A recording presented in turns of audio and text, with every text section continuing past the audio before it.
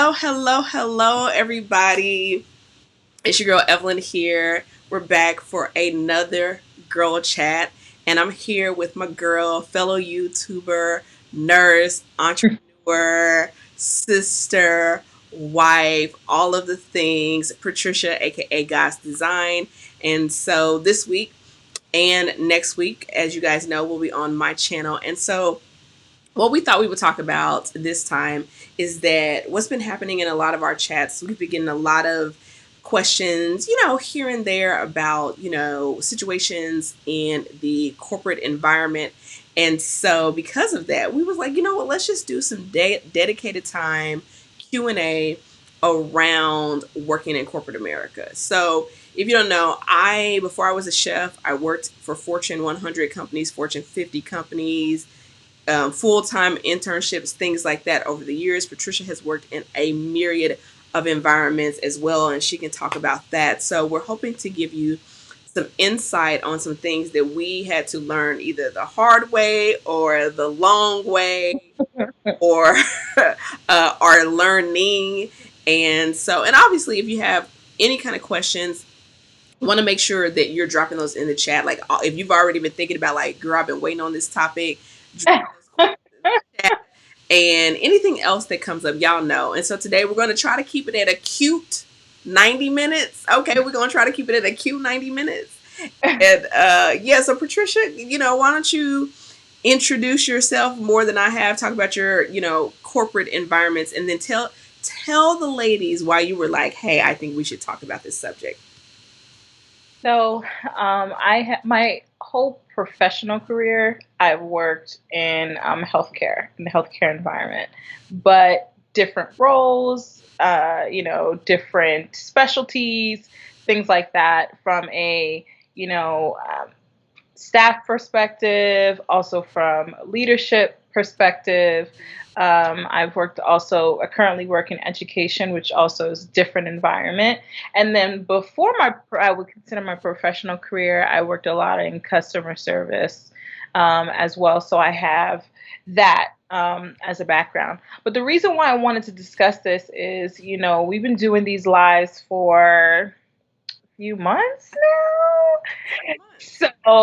And literally every live, we get at least one or two questions about corporate environment and how to navigate the corporate environment. So, last week, Evelyn and I were talking, and I mentioned to her, I'm like, this would be a really good thing to just sort of dedicate some time to, because there's a lot of growth in this area that needs to happen. I think some miseducation in our community, especially the Black community, especially, that I think we could just talk through, iron out, a little bit, and just offer maybe a different perspective that's useful. Mm-hmm. Yeah. I agree.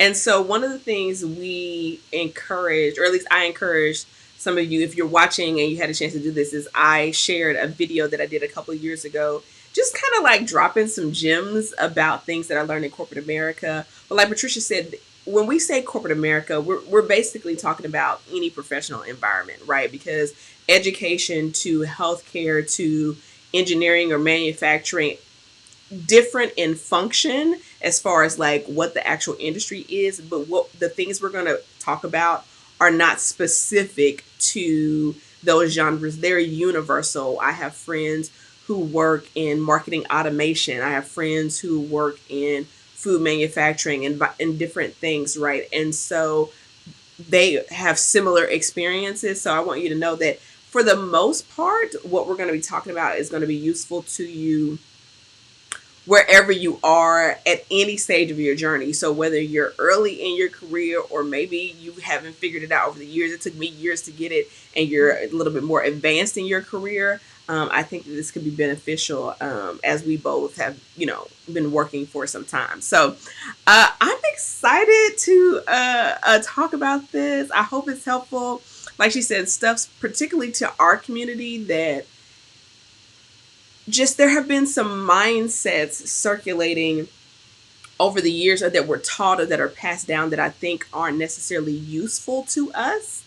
And so, how do you want to start this, Patricia? Do you want to start with talking about like kind of what we talk about, like what the real work of corporate America is, or do you want to talk about some of these myths? How do you Well, want let's start with the real work, to? you know, letting, everyone know or discussing or talking about the fact that it's layered, right?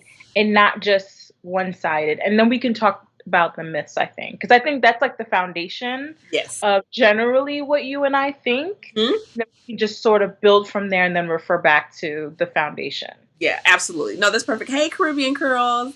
Hey there. Welcome back. So let me start by saying this. One of the things I talked about in the video that I shared before, but I think it's important to reiterate that here, is that just the phrase alone, corporate America, is the first indication that it's its own culture.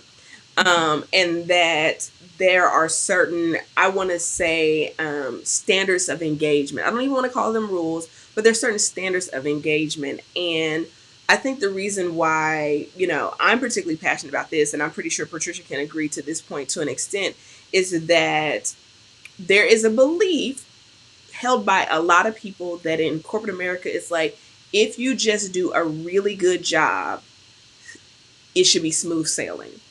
And a portion of that, I mean, that statement is partially true. And so my perspective is this, is that we have, that particularly African Americans, we have been bred in a very performance based culture, right? Go to school, get good grades, you'll get into a good college. Go to college, get good grades, you'll get a great job. Work really hard, work harder than everybody else, outwork everybody else. You'll make really great money and you'll get promoted. And that is only a piece of the pie. So one of the things we were talking about in our pre turn up, you know how we do our pre turn up, is that the real work inside corporate America is actually layered, meaning that performance definitely is a significant portion of the pie. And but it's not the only work that is required to have a successful career in corporate America, and b a pleasurable experience while you're doing it, right? And so the other two components of the work that you actually should be extending your energy on and your effort on and your strategy on is relationships and perception. Mhm. So if you put those three things together, you've got performance, you've got people, and you've got perception. And if any of you have been in corporate America or any kind of professional environment for any amount of time, you know that a lot of companies, when it comes time to do your performance review, half of it is performance, half of Yeah. it is people. They're telling you right off the bat that hey, you have to manage these two. Now, in the people piece is the perception piece, or that's the kind of hidden piece. But those two things, it's almost like it's not a secret. It's just that we don't know it going in because for 18 to 20 plus years of our life, we were taught perform well, and that is the secret, and that is only a piece of that. So, Patricia, what would you like to add to that? Yeah, I don't think what we've been given is wrong. Like you said, it's only a portion of it. And I think that's the biggest sort of misunderstanding that I had, because I don't know about our viewers and you, Evelyn, but what I was given is you have to be 10 times better. Mm, Right. And so that's why I focused my energy. I had to make sure that I was the most creative. I had to make sure that I was the smartest. I had to make sure that I was the quickest. I had to make sure that I was, the one that was the sharpest, not putting as much energy into the relational piece, into connecting with my coworkers. Because to me, that was you know, waste of my time. I actually felt like it was detrimental. And then, I'm sure we can pivot here into some of, some misconceptions, that things that really didn't serve, at least to me in my earlier years, feeling very guarded mm, at the job and feeling that I had to protect myself, that I had to protect my image, but not in the good way. Making sure that I was respected for my performance, and that was sort of the my angle, not really connecting with my coworkers, finding out who, they are, letting them know who I am and what I'm about and what my motivators are. That was not my concern. Right. And I think I missed out a lot in the beginning of my career because of it. And I will say that those moments where I did make a move in my career was based on the fact that I happened to be engaging all three things. Um, but just because I happened to connect with a person or like a person or whatever, and that really helped me to move forward. And so I think we should be intentional about these things Mhm. and not so much fighting the culture, but understanding the culture and understanding how to navigate, Mhm. the culture. Yes. I see a couple of comments here. So, hi, Chelsea, or is it Chelsea? And Mhm. Life Her Way says the people piece is very subjective to the evaluator. And she was like, being the best at everything is exhausting. And I think we're going to talk about that, but I want to piggyback off of what you said, Patricia, about that the advancements I had, ironically, I moved up in corporate America very quickly, but but it wasn't painless. And that's because the areas where I did, like you said, engage those three components, the people, the perception, and the performance, even though I didn't know what I was doing, it was like smooth sailing, right? But because I wasn't doing that across the board, I definitely had some challenging times. And I think that, to your point, I was definitely raised like, with this umbrella of, work twice as hard to be appear half as good. And, that leads to burnout. And so I don't think encouraging excellent performance is a bad thing. I think when it's not sandwiched with, hey, here's the other parts of the formula, then you don't get the recipe that you thought. And so I'll give a great example. Me and the analogies. I'm coming out the gate with the analogies today. I remember fresh out of college working for a company, and I had a friend on the job, and I remember she pulled me to the side and she was like, Evelyn, like, why are you so resistant to use our words, building relationships? And I was like, I just want to come in and do my job. And I was like, I don't want to get caught up in what I thought were the politics or the game. These are the words that, at least my generation used about corporate America. It's like, all the office politics, I don't want to play the game. And she said something to me that I will never forget. She said, just by you being employed here, you are in the game. She was like, and so saying that you don't want to play the game, even though I don't believe it's a game, but she was just using the language that I was using, was like standing in the middle of a football field on the 50-yard line in the middle of the Super Bowl and wondering why you're getting tackled. Mhm. Because, like, she was like, if you believe that you're on the sidelines just because you want to focus on your performance, that is a false reality.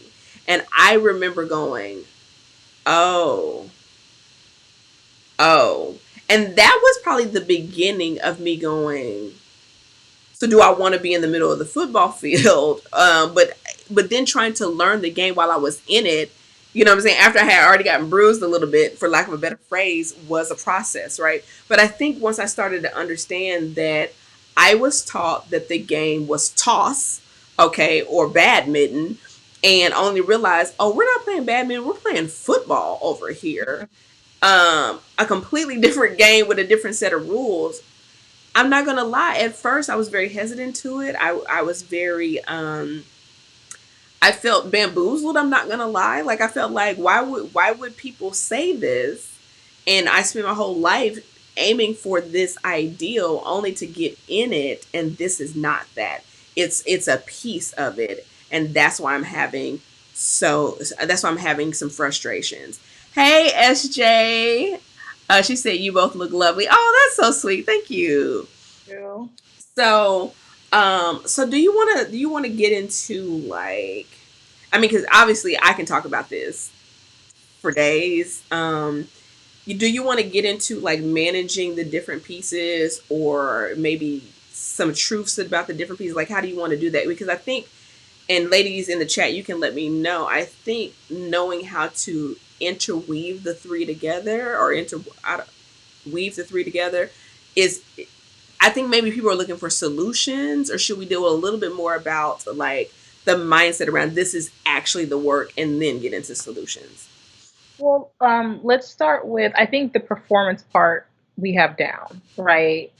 Just, the high quality women that I'm sure watching this understand that the truth in what our parents and those who have come before us has given us, and it still rings true, that we do have to be better.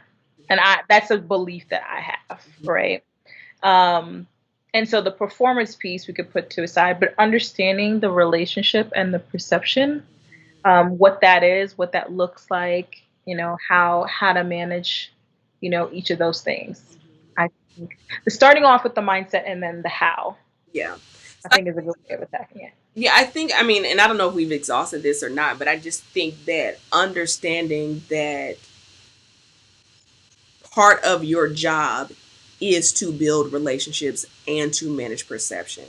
So, whatever your skill set is, whatever career field you're in, you need to be technically good at that thing. Okay, I was an engineer, I needed to be technically good as an engineer. Patricia is a nurse and a professor. She needs to be technically good at being a nurse and professor. 30% or 40%, whatever you want to call it.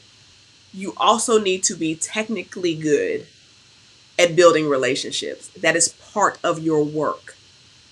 It's not in addition to, it is the work, right? So, and also managing perception is part of the work. It's not this accessory thing. And I think that was the biggest misconception that I had, was like, oh, that's an extra, that's a bonus, that's a nice to have, versus no, that's equally as part of the work. Just like responding to emails is part of my day-to-day job, making sure that I'm connecting is part of my day-to-day job, making sure that I'm managing my perception is a part of my day-to-day job. What do you have to say to that?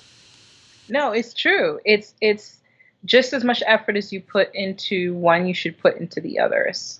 And so asking, how have I been intentional about cultivating my work relationships, is a question you should be asking yourself on a regular basis.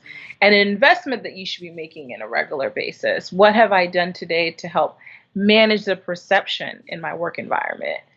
Is another question you should be asking yourself, not only or solely, perfecting your craft. That's important too. But like I mentioned last week, especially when it comes to perception, because I had this sort of attitude where I'm going to handle it. I got it. I don't need any help. Like, don't even come check on me. It's just going to be done and taken care of. But that wasn't serving me, Right. because when people looked around, it just looked done. You know what I mean? It just looked taken care of. They didn't see the work that I put in. They didn't see the creativity that it took. They didn't see the patience that it took to work through these things, the problem solving and all of that. They didn't see any of that. And so I wasn't managing my perception. Yeah. What they were seeing was Patricia's having a good day. Right. And that was it. I mean, I think about it like this. You can, hey, okay, it's Chelsea, and you're welcome for this dialogue. Hey, yeah, guys in the building.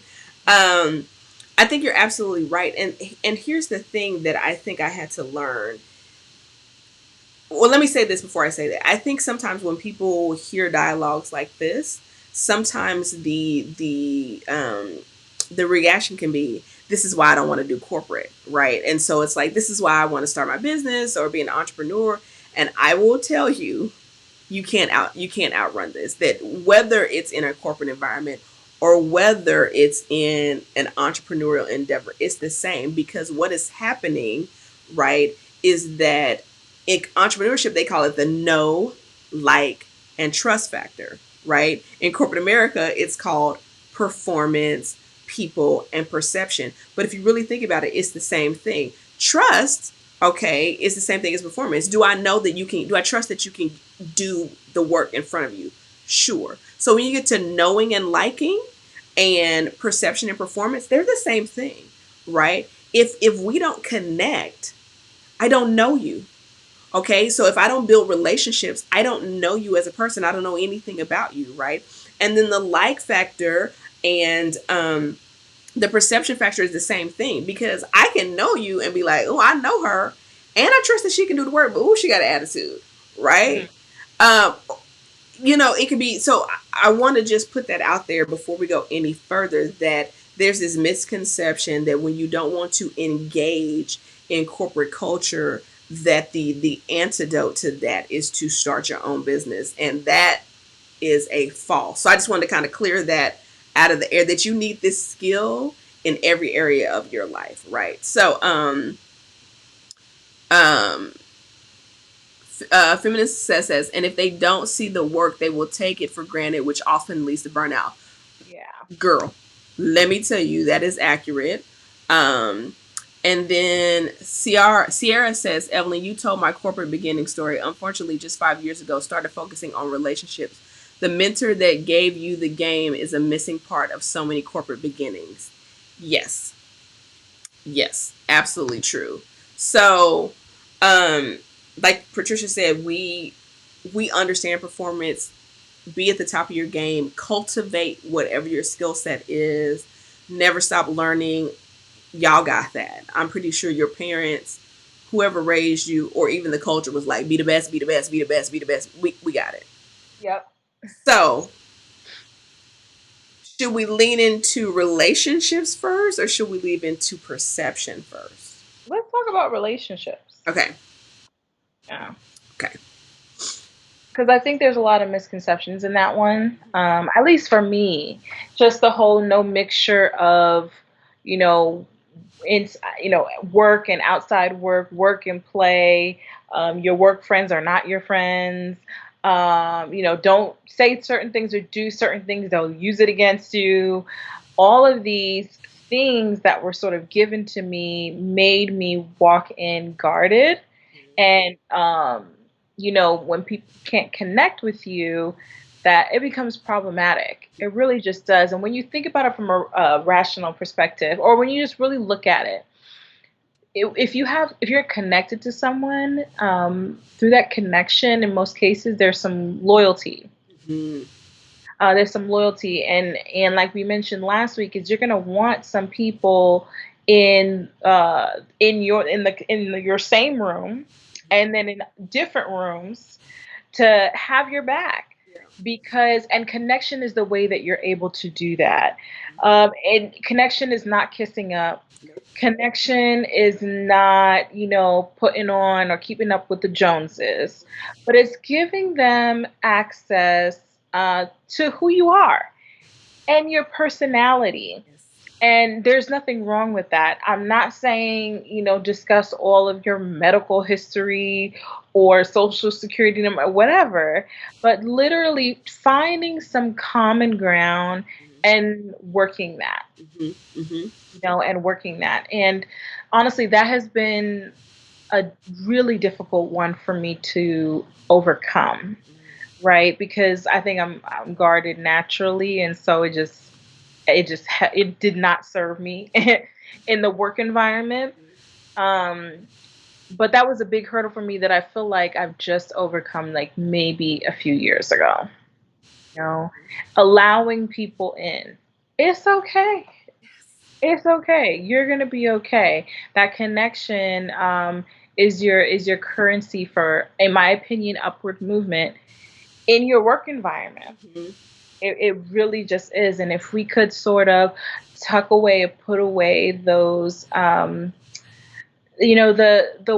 well-meaning, I'm sure it was said in love, advice that and counsel that others has given you, and really educate yourself on the culture and what's happening. You can't be in the room and then having a tantrum about the culture. You know what I'm saying? You can't pick up and move to Spain and be like, you know what, y'all should be really speaking English here. Like, you walked into this country that has its own language, culture, system, and everything like that. And so, to be a citizen of that new country, you have to fall in line in many ways. And so, that's kind of how I see the corporate environment, in that understanding the culture and then working with that instead of against it. Hmm. No, I agree, and I think if I was to expand on your country analogy, is that it's okay to have an accent, Right? Like, so it's not about not being yourself, right? And I think that's one of the dangers that has been placed upon us. And I will say this, I will say that I used to have the belief, and I think this was dropped in the comments, and we're going to, ladies, we're not ignoring the comments. So, we already into this discussion. Um, but I also used to have the belief that you have to be twice as hard, twice as good to be considered half as good. I think that's the phrase. You have to work twice as hard to be considered half as good. And what I realized is I'm already the bomb. And so if I go in with this, I'm going to have to work harder than everybody else. It didn't leave me room to build relationships. If I was so focused on, I know my performance is already at a 97, but if it's got to be 186, there's no way that I have the emotional, mental, or physical bandwidth to work on the relationships or to work on perception. And so I do challenge that a little bit because we have been taught that, but that causes us to overwork and burn out because the underlying thought there is that, well, I must be less than. It's like, well, the reality is if you're not managing relationships and perception, then you probably do need to work twice as hard, because you're trying to amp up that piece of the pie. But once I realized I can still do an amazing job and then manage these other two pieces, I'm already looking leaps and bounds above other people because other people are also not managing all three pieces of the puzzle, right? So to your point about building relationships, I think you're right. Like you don't have to tell them your whole life story. They don't need to know about all your intimate relationships. And I think when people are searching for common ground, like discussion, I gave a great example in the video where I said I had a friend. She loved to run marathons. So let me tell you what was great about this. Her running marathons was not a conflict of interest with the business.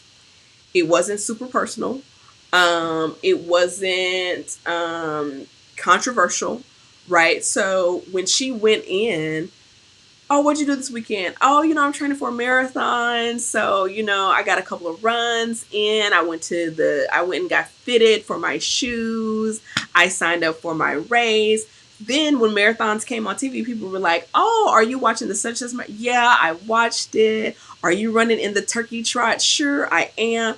Right. And they knew she liked Survivor, the show Survivor. And when I tell you this girl rode the I'm a runner and I like the show Survivor to the ends of the earth. And here's the thing, this woman had a life outside that you would not believe because we were friends. And I was like, if they only knew, she was like, but they think they know. Right. Mm-hmm. I gave another example about another woman I worked with, right? I'm not even going to get into the depths of what her private life was like, but it was crazy. It was a little ratchet. But she loved the Dallas Cowboys. She was a huge football fan. So what happened? During football season, hey, such and such, did you catch that game? Yeah, do you think such and such gonna get traded? Do you think blah blah blah blah blah?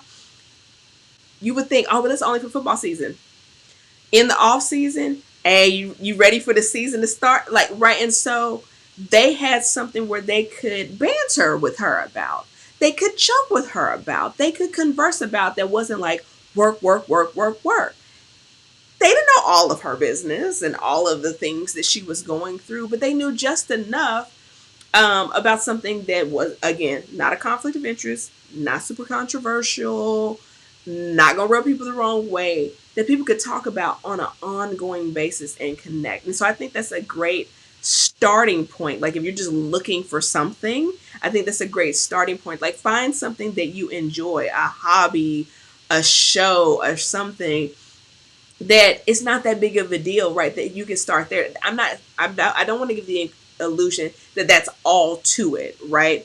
But for those of us who haven't been managing relationships or cultivating relationships, I think this is like a little nugget of a tangible place to start. What do you think, Patricia? And I know we got comments for day. Oh, we got lots of comments. Okay. Yeah, let's do with the comments. Okay, let's go back up here.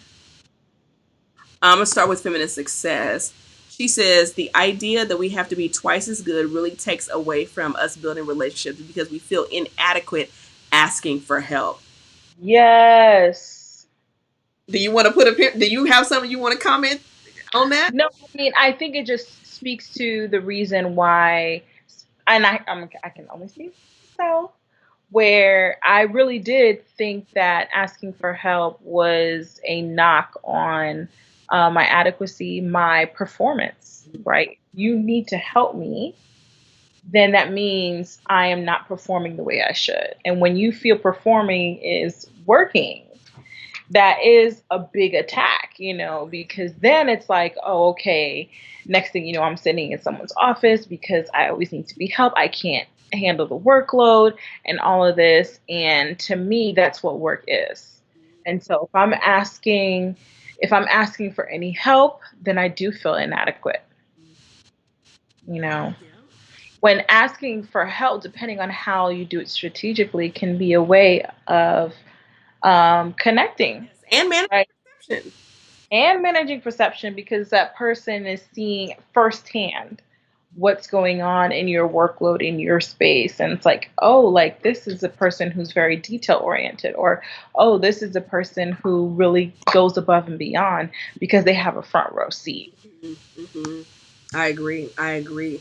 Let's see. After that, Sierra says, people don't get that many deals, promotions, etc. Are people don't get that many deals, promotions, etc. are made after hours. I had to learn that it literally pays to show up. Girl, let me tell you. Let me tell you. I can't tell you how many times I got put on game after hours. I had a friend who was in a promotion meeting who, when we went out, afterwards was like, girl, let me tell you what went down in that meeting. So let me tell you what you need to do. If she was doing it for me, you can guarantee that other people were doing it for other people, right? You may have never saw us together in the office, but I was getting a text phone call. Hey, I talked to such and such, and they said if you go ahead and take this position for 6 months, you're going to get the promotion after that. Oh, hey, did you know that such and such met with such and such? It's not gossip. It's a relationship. There's a trust there. She knew I wasn't gonna go tell, right? But she knew, like, you need to know these things. I've said in meetings where I learned things, heard things, said things that I went back and was like, hey, I can't tell you all the details, but I'm gonna tell you what you need to do to move forward, right? So that goes back to, you need to have a sponsor in the room. We're gonna get to the whole sponsor slash mentor, but I really like the phrase sponsor for corporate America. Patricia, do you have any thoughts on this comment? No, I mean, nothing but that. I truly agree about building, those relationships and connections and those things that you don't think are important. Like I remember even, with a friend of mine, she was just like, I hate these, happy hours, whatever. I don't even drink. I don't want to go. I'm like, girl, That's part of the work. go and get yourself some cranberry juice, laugh and have a good time. You need to be in that room. And I've sat in, performance evaluations where they're just like, yep, you're great. Your patients love you, or your students love you. You're amazing. We can't see, this team without you. But, just if you would engage a little bit more. And to me, that kind of feedback, let me tell you what I felt about that feedback. Yeah. I was like, that's not my job. I'm here to do a task. I'm doing a task. You say it's amazing. That's the end of it, but it's not the end of it. It's not. It's actually not the end of it. It's actually performance is at the end. Yeah. Because let me tell you, let me before we get let me put y'all on game, okay? Let me step out of my corporate voice, okay? And let me put you on Evelyn sister to sister game.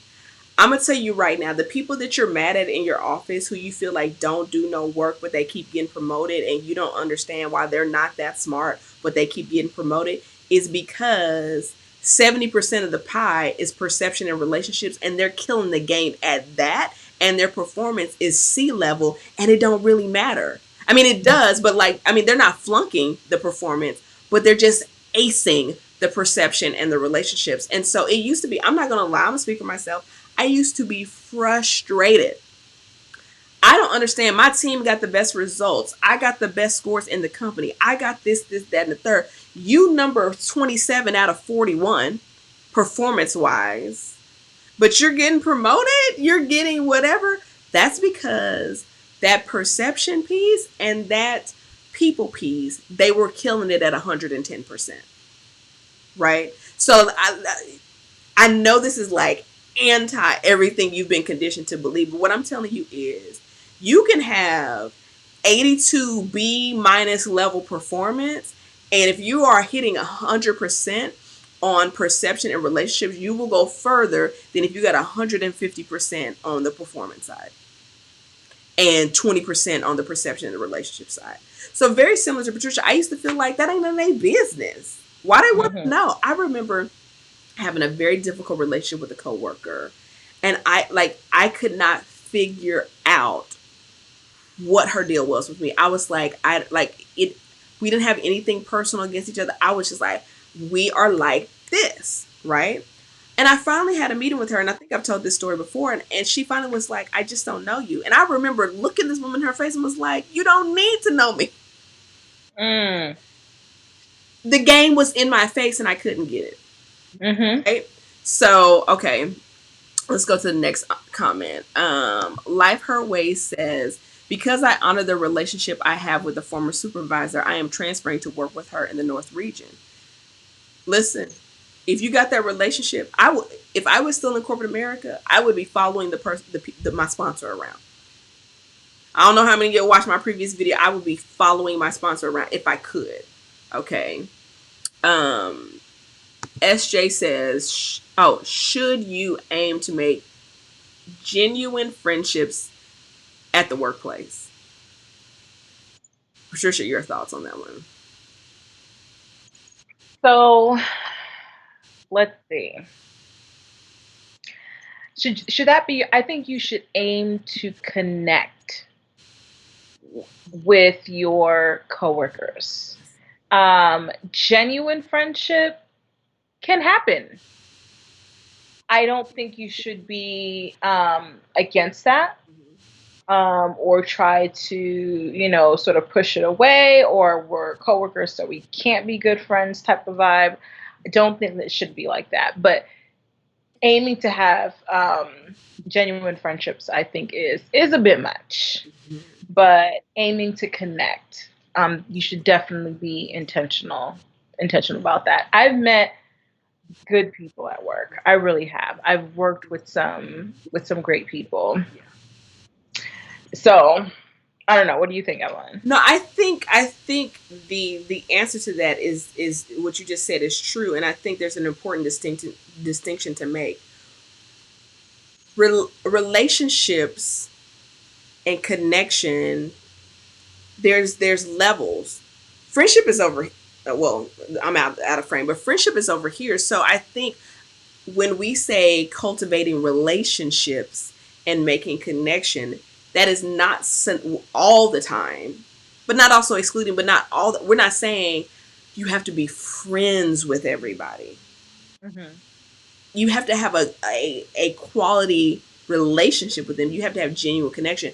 For example, and this is, I say this in the softest way I can, like, y'all are here because y'all are enjoying us. Y'all, I'm guessing you like at least one of us, right? Uh, and we have some level of relationship with you. But we're not friends because we don't really know y'all. Don't really know us, and we don't really know you. You know what I'm saying? But we like each other just enough because we're connecting over these topics that we're talking about from week to week, right? But do you know all the intimate details of my life? Girl, no. Do you know all the intimate details of Patricia's life? No. But do you feel a connection? Yes. So what I want y'all to get into the habit of, particularly in corporate America, is, yes, you're in it, but sometimes you need to also watch what's going on. So just like y'all are seeing us, okay? Listen to what we're saying, but also watch how we're doing it. Look at how we tell our stories. There's never any names. There's never any dates, right? You can't, but you still get the point. You still feel connected. And so I'm being really transparent in this moment, right? And that's not to make you guys feel a certain way, but I want you to see a breathing example in your face of, we are genuinely sharing our experiences with you. We genuinely care and want y'all to get game. And at the same time, you probably don't know 90% of what goes in our life. You know what I mean? So, um, yet we all still feel connected. I hope that makes sense. Patricia, what, I mean, I know I kind of went off on a tangent there. I mean, That you can be, you don't have to be friends to be friendly. You know, And you don't have to be best friends to be connected. And so I think we should get all, like, how last week we were talking about, simple questions where instead of getting straight to the work, like, hey, those dead moments right before the meeting gets started, like, hey, how was everybody's weekend? You know what I mean? And to me, let me tell you, as an introvert, that is a lot of work. That's a lot of energy. I didn't like it. I didn't like to do it. But even bringing up things that you might be interested in, like I remember one of my managers, she was, when talk about overperforming. I mean, she was very, when I tell you, no relationship, she was good at perception though. No relationship though. But performing, she was A1 at. And I saw that she got her nails done, and she was not a nails done type of woman. And I was like, "Oh, you cute with your nails!" Like, and she wasn't a smiley person, but just she just cracked a little bit of smile, and yes. And then she's like, my husband's, trying to get me to do a little more girly things. And I was like, okay, well, it was like a powder pink, like totally not her, like in terms of personality, but it looked good on her. And, from there, it just kind of loosened her up to me. You know what I mean? I mean, she was very much so Black successful woman. I need to perform. I need to do well. I don't need to make friends here type of person towards everybody. You know what I mean? And I was able to sort of, tap her heartstrings a little bit and connect a little bit over nail polish. Yes. Y'all see what we saying? Over nail Yeah. polish. Mhm. So okay, we have a ton of comments. Okay, the next one says Chanel says, "This is good. I believe with introverts, me, it's a little of a struggle to allow others in, but being intentional in interactions helps with that discomfort for me." Yeah, I mean, you're talking to two introverts, and I will say this, and I don't know, Chanel, if you were on the previous broadcast, but one of the things I was sharing with the ladies there was I think that the discomfort of small talk became less of a discomfort than the discomfort of not having the relationships and the challenges that that was bringing, right? And I realized that connecting, having small talk, particularly for introverts, is a muscle that has to be worked. Um, but that whether you're talking about in the work environment, whether you're talking about as an entrepreneur, whether you're talking about in life, right? If you are volunteering on a committee, in an organization, in a family, right? You're going to have to small talk and connect. It is not something that we can excuse our way out of, right? So for introverts, there is some effort there. And Patricia gave some really great advice to a nurse last week about having a script. Like, find your own version of a script. Like, I mean, you don't want to sound the exact same because you are probably talking to the same people, but you know how to ask the same things every weekend or every Mhm. Monday or oh, it's Friday. What are you getting into this weekend? Here's the thing. Let me put you on game for my introverts. If you ask more questions out of genuine curiosity, you'll have to talk less. So part of connecting is people like to talk about themselves. Let me give you game. People like to talk about themselves, okay? So the more you can get them to talk about themselves, they will feel connected to you, not even realizing that you really didn't share a whole lot. Oh, you get it. Oh, tell me more about that. Oh yeah, I'm getting a poodle. What kind of dog are you getting? Oh, I'm getting a poodle. Really? Is this your first pet? No, I had a pet. Well, what happened to the other pet? Oh, and oh, they died. Oh, I'm so sorry to hear that. So, like, what are you gonna name it? Da, da, da, da, da. Oh, da, da, da. Oh, really? I'm asking you all types of stuff that is not controversial, not too personal. I'm asking you all about you. I ain't really told you much about me. And you're gonna walk away feeling like, man, I like her. Why? Because people like to talk about themselves. It's not a bad thing. It just is a thing.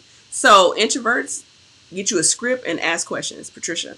One thing I do not like is, and I think we really have to be careful as introverts, is not to use it as a crutch. Understand part of understanding yourself better is that it helps to give you tools or to develop tools to help you navigate and flow through life better. And so, if you're an introvert, I mean, it's just a different way of saying the same thing Evelyn just said. If you're an introvert, more often you tend to be better at listening than extroverts are. Exercise that tool, and listening. And when you listen, you understand people better. So while they're talking, you're like, okay, this is a girl who is really motivated by her heart, or is really motivated because her family's in a tough place right now, or whatever it is, or you understand someone's story better. It'll help you navigate the workspace that much better as well. And so there's a book that I read. It's called Quiet Silence in a World That Won't Stop Talking, I think. I can't remember. Have you read that book? It's a book about, introversion and how, in many ways, people believe that this world sort of, at least corporate world, wasn't really meant for us, right? And, but the book definitely kind of speaks against some of those thoughts and how you can use your introversion to be successful in all aspects of your life. And so, this idea that, oh, well, I'm an introvert and I should be excluded from the culture of this work environment, I don't think it's not an excuse. What you do have to do is understand yourself and how can I use my strengths to work in this work environment, because chances are you won't get as reprimanded as much as the one who likes to overspeak. So there are some things you're avoiding in the workplace that you don't have to worry about. And so there are some positives to being an introvert, even in the work environment. But in other areas, you have to push yourself. You just have to push yourself, and that's it. And it's just like that person we were talking about earlier that has the relationship down but needs to spend extra work on the technical performance side. And you as an introvert may be really good at the performance side, and you need to work a little bit more on the relationship side. And that's how you have to see it. Yep, I agree. And I think you made a really good point about using introversion as a tool because we are good listeners.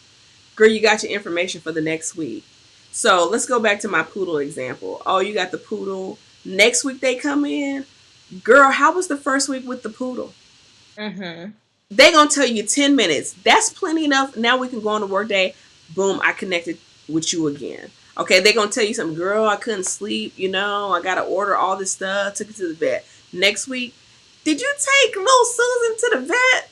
Okay, listen, I've been thinking about getting a dog, and I don't know, if I ever want, do you see what I'm saying?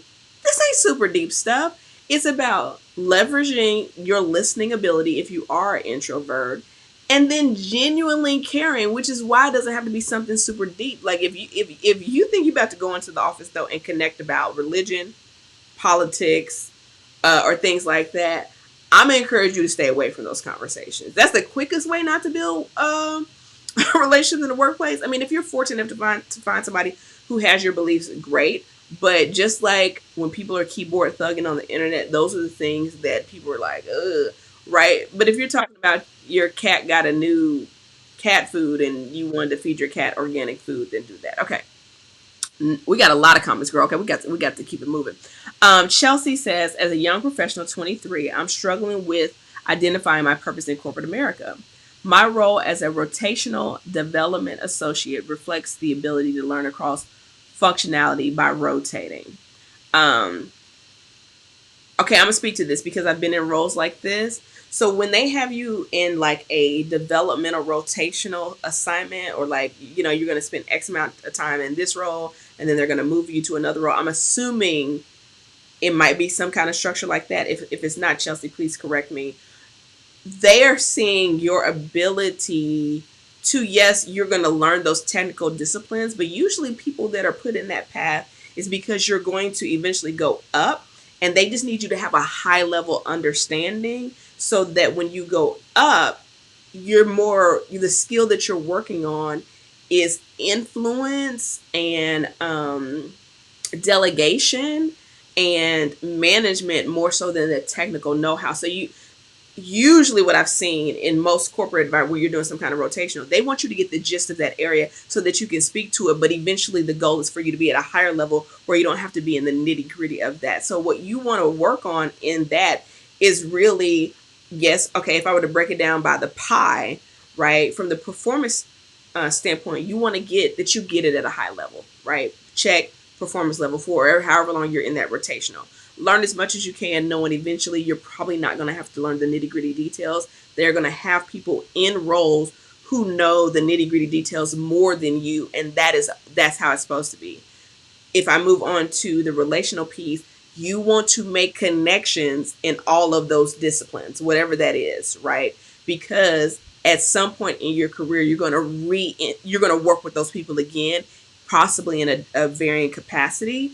And then, or the perception piece is, can you, how do you function with a variety of different groups of people? Okay. Um, Patricia, do you have any thoughts on that? I actually like to hear more about the beginning of her statement when she was saying that she's struggling to find her purpose in corporate America, and just does she mean by that? Does she feel like she's in the wrong role or the wrong industry, or you know, where's that coming from? Mm-hmm. And you know what? You're right because I totally skipped over that part. So thank you for back. So Chelsea, if you could kind of elaborate on that, and as we work our way down, we'll circle back to that. So Chanel says yes, I agree. Sponsor in the room, absolutely. Jam Cherise is here. She Hey, said, hey. she said, I feel like y'all are talking directly to me. I want to do my work and go home. Here's the thing. I'm a challenge Girl. you. You can do your work and go home. Your work is performance, people, and perception. You do those three, you don't have to take no work home. That is the work. Let's see. Life Her Way says connecting is easier than cultivating a relationship. Yes. Yeah. Yeah. Sierra says, Chelsea, girl, you are the perfect age to explore. See if you can do some job shadowing in different departments to see what piques your interest. I think that's great. Um, Advice. So, Feminine Success says, following your sponsor around um, is the same concept from scripture of wearing down the doorstep of wise men, women. Tell me what you mean by that, yeah, yeah.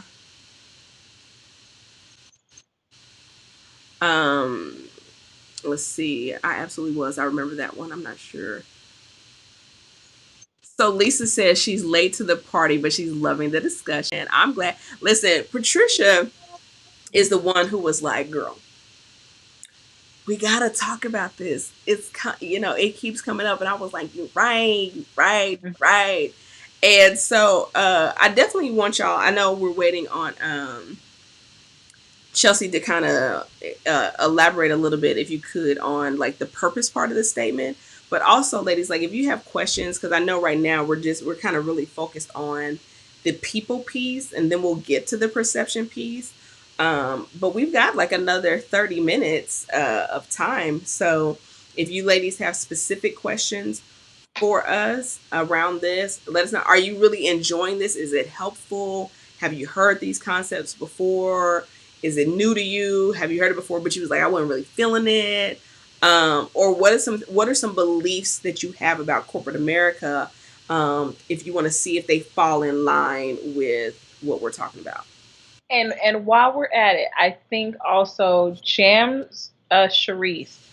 I think she was the one that asked us about the boss um, that wasn't. She didn't feel included on her team, and things like that. So I'm just curious, not to be all over your business, you know what I'm saying?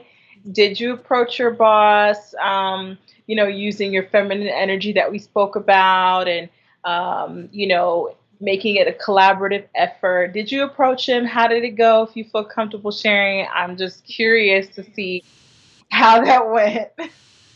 Yes. Oh, but you know what? Okay, so while y'all are if y'all have any questions or additional thoughts that y'all want us to discuss, I do want to. I want to stay under the umbrella of talking about navigating corporate America, but I will say this: we're talking about performance, people, and perception. But I do want to get into, maybe not in this live. We might have to do this next week about boundaries in the workplace. Specific. I'm gonna try to talk today. Uh, um, but I really want to talk about, probably, if we feel like we have enough to carry this into a part two. If not, we can talk about it today. This concept. I cannot talk today, of work life balance, because I have a belief, and we can talk about it, that work life balance is bogus. What you need is work life boundaries. But I think, and I will say this, is that work life balance is 100% your responsibility, and a lot of people like to release responsibility of that to their employer. And I will say that work life balance, managing your career upward, all that, is 100% your responsibility. I don't care what they tell you. So, uh, so Chelsea says, Evelyn, the chat is gone. Thanks for those nuggets. Great way to view my rotations. Patricia, I think I'm struggling with my purpose because of the flexibility in changing roles. Oh, okay. You wanna respond to that, Patricia? Um, okay.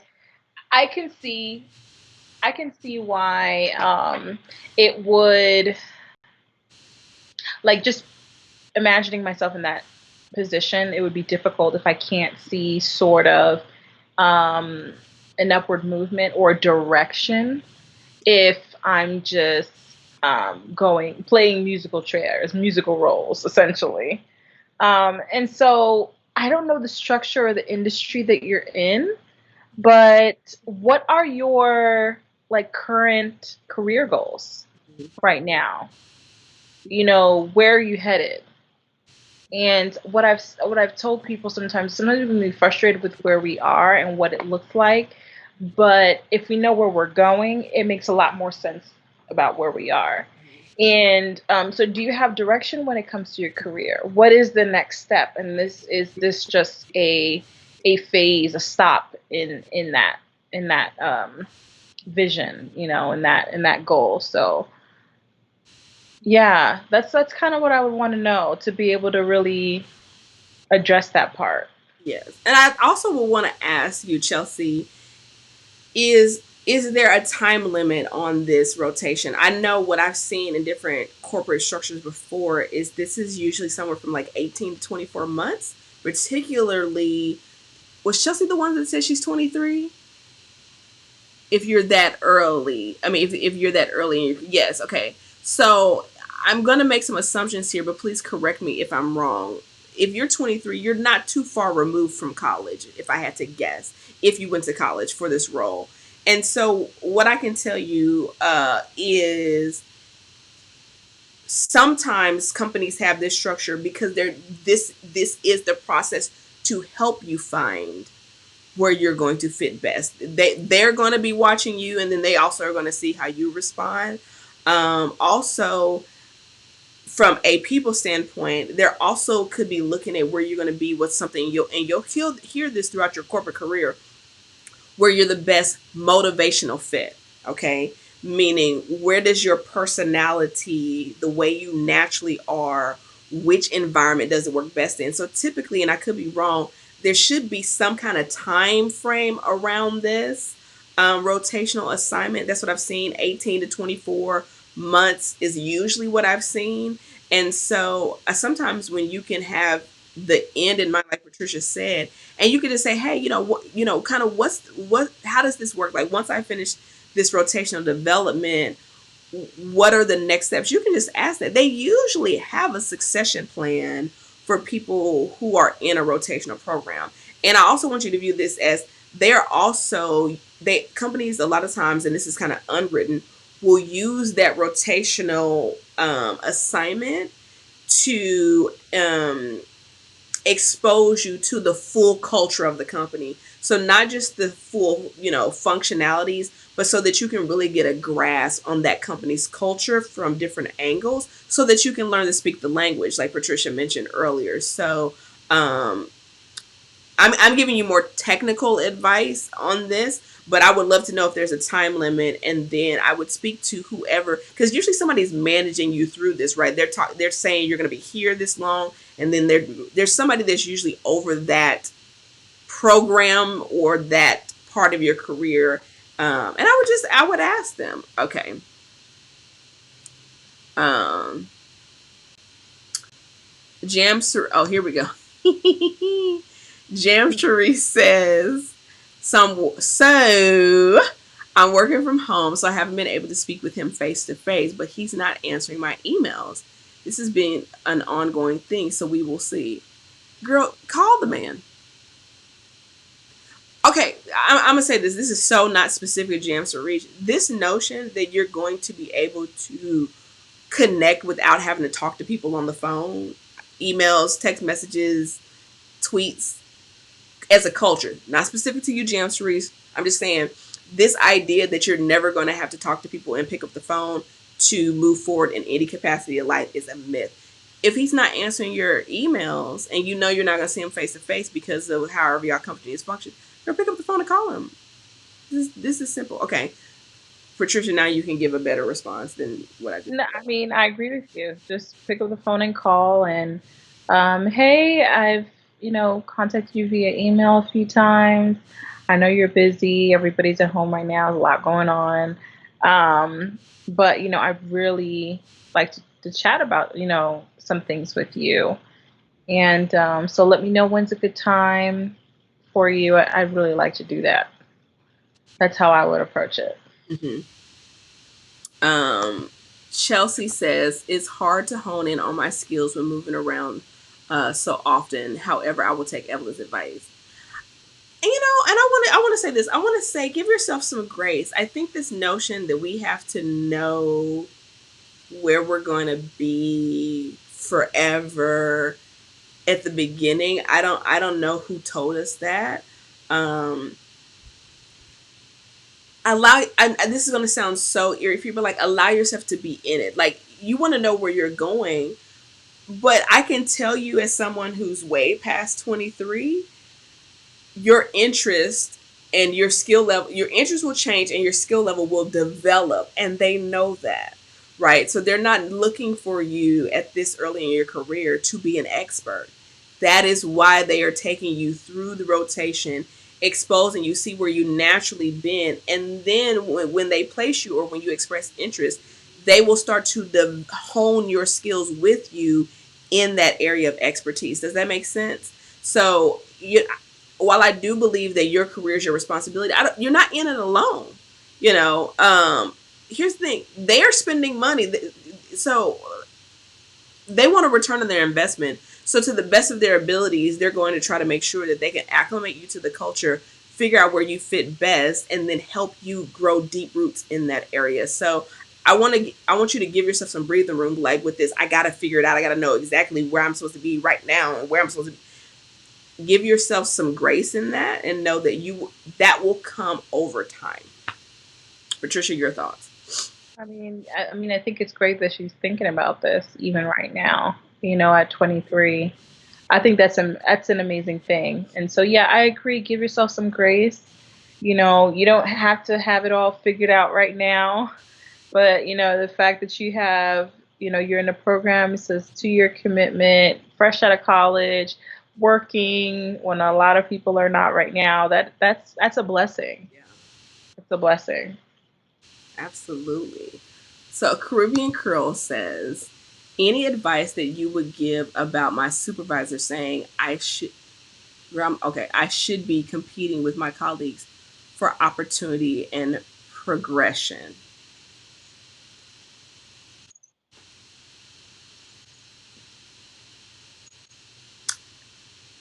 I'm gonna let you go first, Patricia. Um, uh, let's not. So I'm just gonna speak to the mindset, really. rather than your supervisor, because I think what your supervisor is saying is out of line and unhealthy in the workplace. But um, you should never see, you should be focused on competition in the workplace.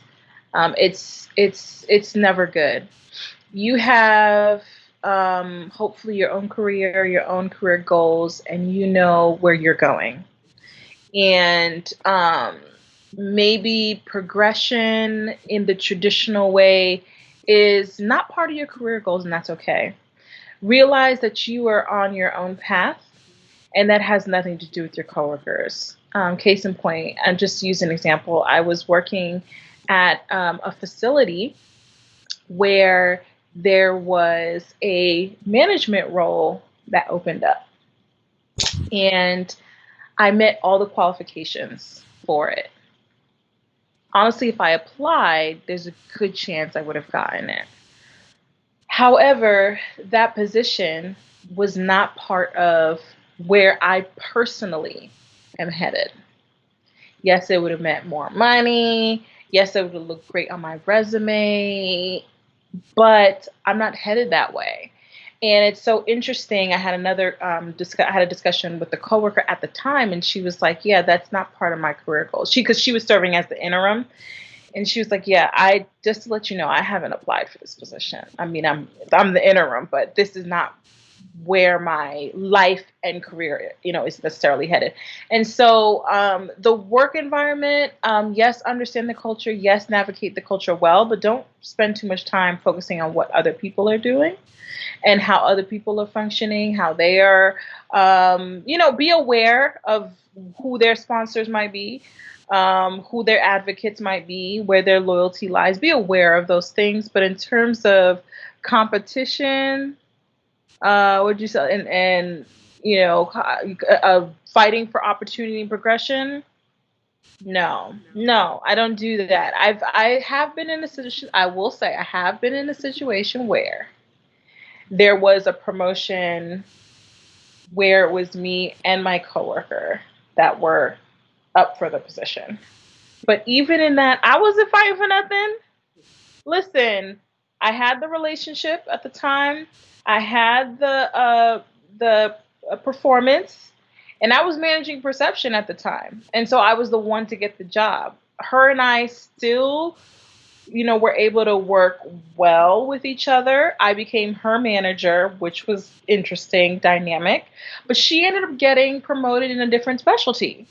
And so we both win-win, right? And we were able to function well. And so don't make enemies in the workplace. Just don't. I mean, it's not cute, and it's unnecessary actually. They are not competition to you, and don't assume that they are.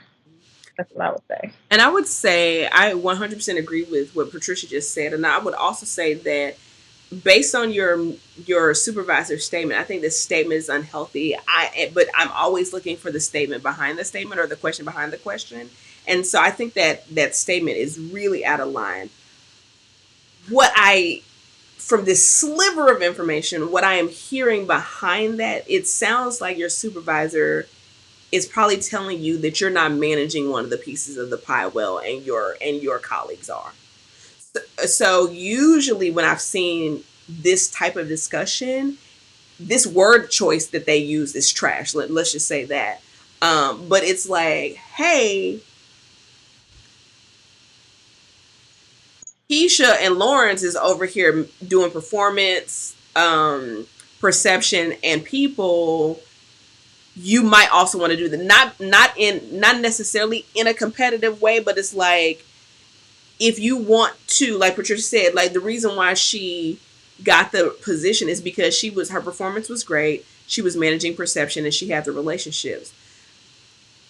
If you're focused on that, for lack of a better phrase, that is the competition, but it's not competition, right? Like, so you're not like, oh, they did this, let me do that. Not that kind of competition. This goes back to the actual work is three parts.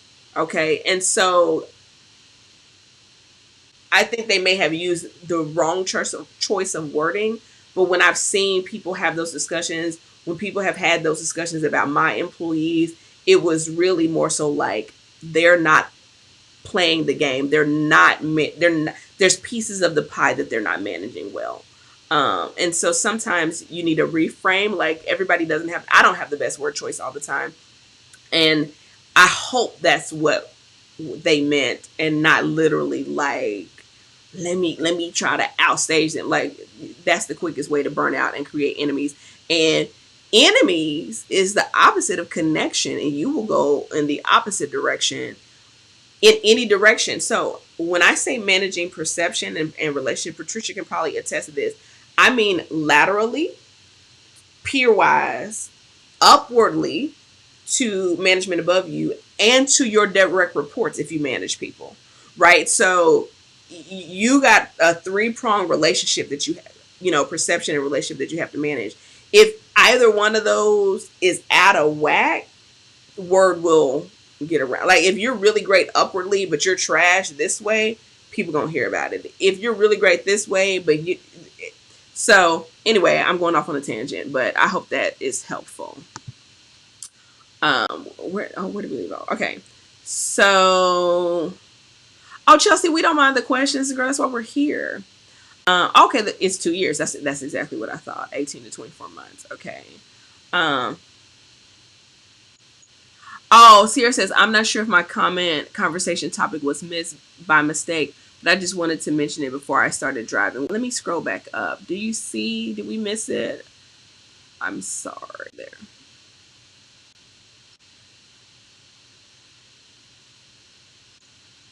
I'm scrolling up. Did I miss it? No, I don't think we did. I'm looking at our comments. Seems like we addressed we touched on all of them.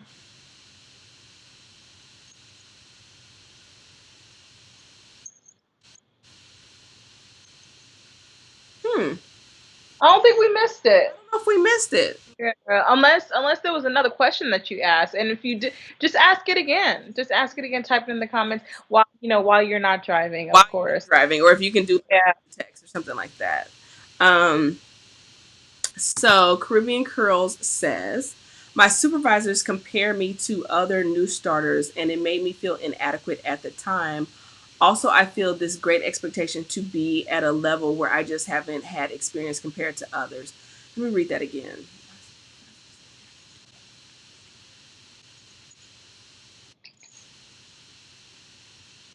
Caribbean Curls, what's your industry? Yeah. What industry do you work in? Because I will say that not every industry is created equal. Where certain industries, your numbers really matter, and your numbers equal your performance. Where they sent out reports with high performers versus lower performers. So just to understand what industry you work in, I think we'll be able to speak better to that. No, I think that's right. So while we're waiting on you to type that in, Miss K says, how close should one get with colleagues? It's quite normal at my workplace to add colleagues, supervisors, and managers on social media.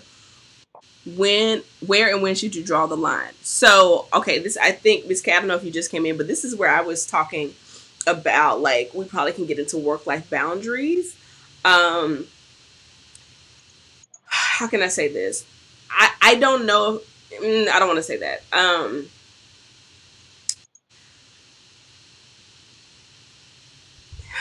trying to find the words. I'm trying to be so careful. It's a personal preference, okay, on if you want to do that. Now, I will say this. A lot of times when people want to engage with you on social media, it's because they want to know more about you. I'm gonna be honest, they want to know more about you. Not in some people in a creepy way, but I don't think that's all that. Some people that's just like, oh, that's what we do.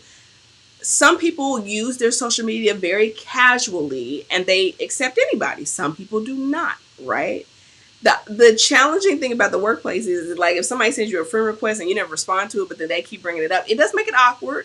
But this is where I say work life boundaries come into place because I think you have to decide where you want to land, and then for lack of a better phrase, make up the difference in managing those three pieces. So if people feel connected to you and you're managing perception and your performance is good, then you might be able to bypass the social media if you don't want to do that. If you're managing the other pieces, it also depends on how aggressive is the person, because I've had some people be like, "Girl, I sent you a friend request and you didn't respond," and I'm usually like, "Oh yeah, I'm not really on there like that," and I don't know. I don't have the best response for this, Patricia. I should have just passed the mic to you because you probably got this Let me better than me. tell you.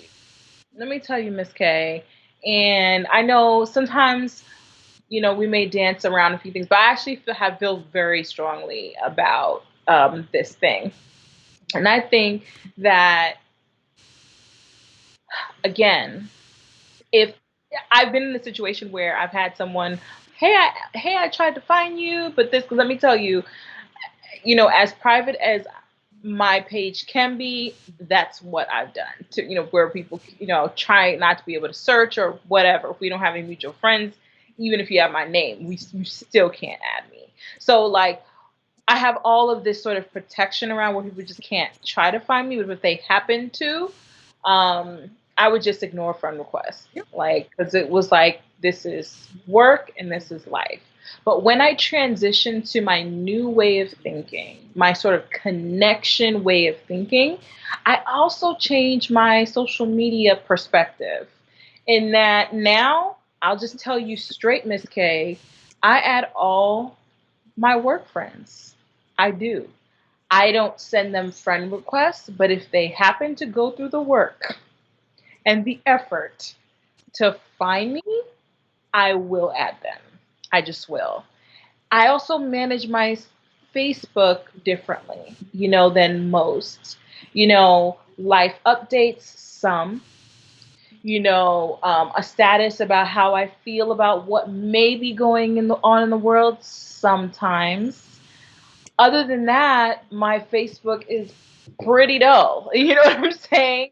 And so there is nothing that I put on my, honestly, I had to look at it. There's nothing that I put on my Facebook necessarily that I'm uncomfortable with people finding, And so really I had to ask myself, do I have anything to hide here? Right. And I don't. And so rather than just rejecting friend requests, for me, I use my Facebook account, I'm being very specific here, Facebook account as a way to connect. You want to see what my husband looks like? Sure. You want to see what my parents look like? Fine. You want to see what I did on my vacation?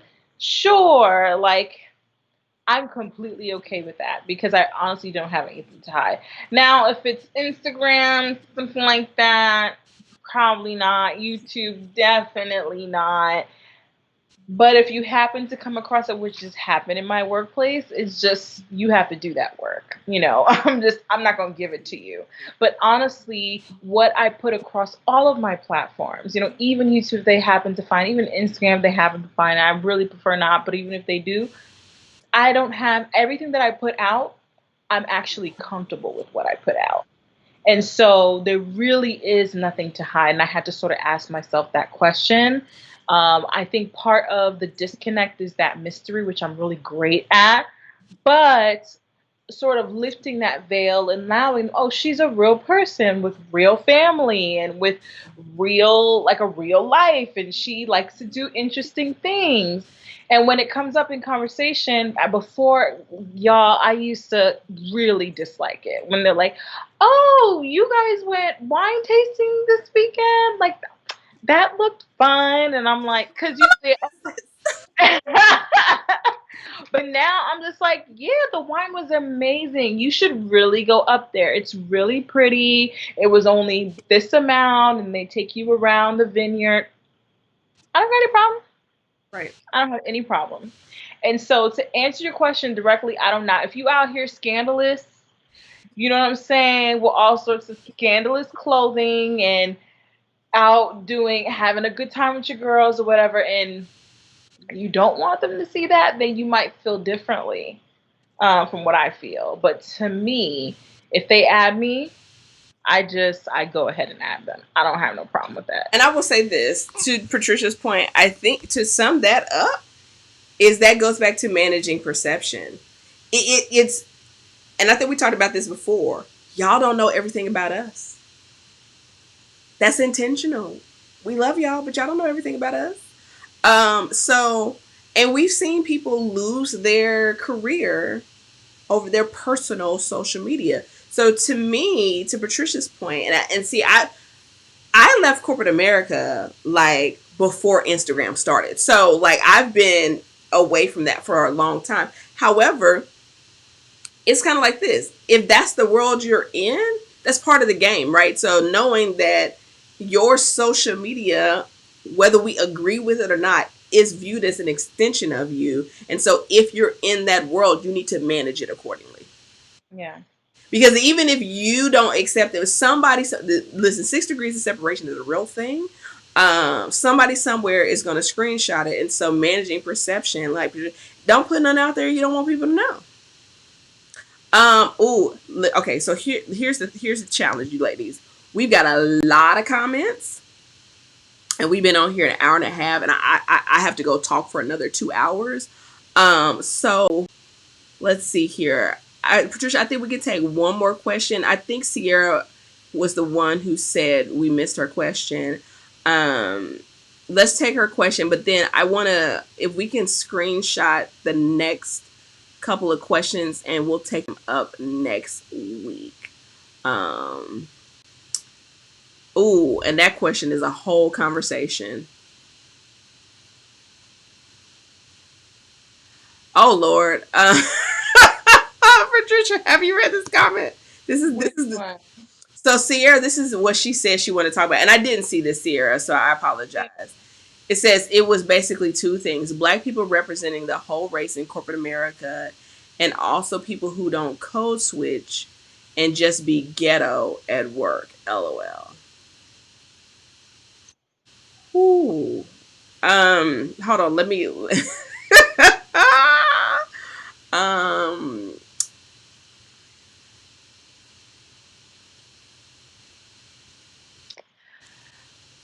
Wait. Because I'm thinking that could be a whole nother live stream.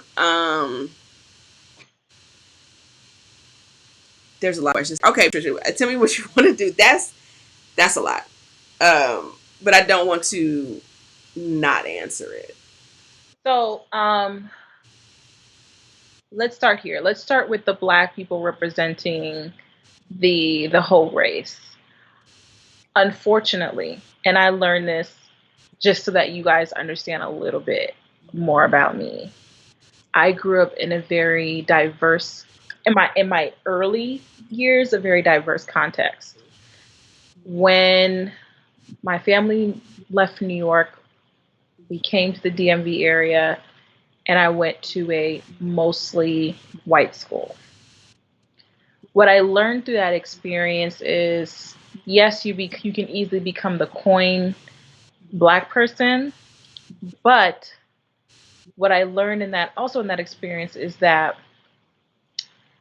many times I was the only black person that they met outside. There were people who straight up told me, like, I've never really known, I haven't known a personal, like, personally met a black person and spoke to them in this intimate way outside of media and whatever else, or from a distance, seeing them from a distance. So I was their first intimate experience. Let me talk about what's normal. What's normal is if I encounter something for the first time and have a bad experience, the next time I encounter something that's similar, I'm going to have a prejudgment that's bad about that next thing or that next experience, right? I drank milk and I had the bubble guts. I'm probably not going to want drinking milk again, right? I'm just trying to make things like wider because I know we have a lot of racial issues going on right now. But if we could just take that out for a second, right? I don't think in the workplace we should focus on representing the black race or representing our parents or whatever, right? Because it's just insert whatever thing, right? Or our culture or whatever. But really focus on those three things. Those three things. as it relates to race, the only thing that I would sort of say in the work environment is make sure that you work on those three things, and work your way to the top of your industry and become someone else's sponsor that looks like you. That's what I would focus on, right? Getting other people up, teaching other people these things that we have taught you, excelling with performance, excelling when it comes to people and relationships, and excelling when it comes to perception, so that we can get more people in the door and more people in the leadership positions. I know it sucks because I've been in an environment where I'm the only one in the room, and I feel like I can't make a misstep, or I'm letting the whole nation, the whole culture down. That's a lot of pressure. That's a lot of pressure. Allow yourself to be human. Allow yourself to excel and to learn and to grow, understanding your challenges, but not being hindered by them. That's what I would say. And those who, again, act, you say ghetto in the workplace. Girl. Um, Let me tell you, and I don't know if it's popular opinion or not, but it's going to be liken it to moving to a different country and learning their language. That's really what I compare it to. Because let me tell you something: our lighter brothers and sisters, when you are in their personal spaces, some of them don't talk like that either. Right. You know what I'm saying? And so we're not I mean, it may be more drastic of a switch for us, but understand they have, their own slang, their own, expressions and whatever. Those who come from different cultures, they have their own way of speaking. You know what I'm saying? Like I know, my Jamaican sisters have their way of speaking when they're around their family and whatever. And my African brothers and sisters, they have their own pidgin and their own way of speaking when they are around each other, but they have to switch to the main the main culture and the environment when they're in the work environment. And so to me, I'm not abandoning my culture, I'm not abandoning my race, I'm not abandoning those things when I'm in the work environment. I'm speaking the language in the country that I'm in. That's how I see it. I don't know. Okay, so I'm gonna give my 2 cents, and then that'll probably be the last question, David. And we're not going to ignore these. I'm actually going to Patricia, can you screenshot all these other questions? Because I want to talk. I don't want to ignore them. Hey, see, sorry, my sister's on. My sister's here. I think Patricia probably summed it up better than I ever could, but I'll put my 2 cents on it just because I just like to talk. Um, when she said, if you just manage those three well, by default, you'll take care of all of that, right? So if you just go, how can I represent myself well? By default, whether somebody has the expectation of you or not, sometimes we put that on ourselves, but sometimes some people put it on us. If you just be like, I'm gonna do me well, like I'm gonna do me so good, can't nobody ever do me like this good.